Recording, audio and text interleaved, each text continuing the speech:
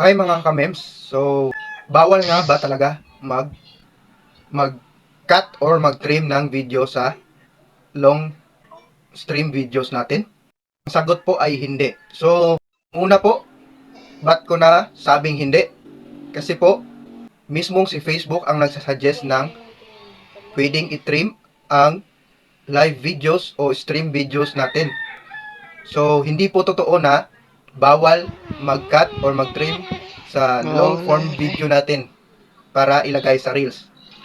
Yung bawal po is, like for example, kung magka-cut ka, is the same lang sa i-reels mo.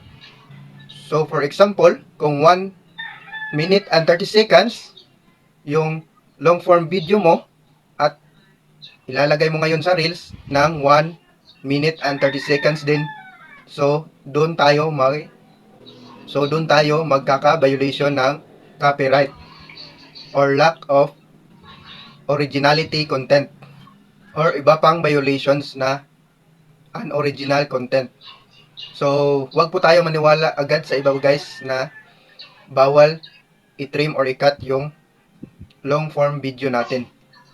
Pwedeng-pwede yun guys. Basta, hindi lang same time, same minute yung i-re-upload natin sa Reels. Dapat magka-cut lang tayo ng ilang segundo or kahit konti sa hindi mismong time frame ng ating stream videos. So guys, may na-share naman tayong kunting kaalaman. So, thank you and good luck.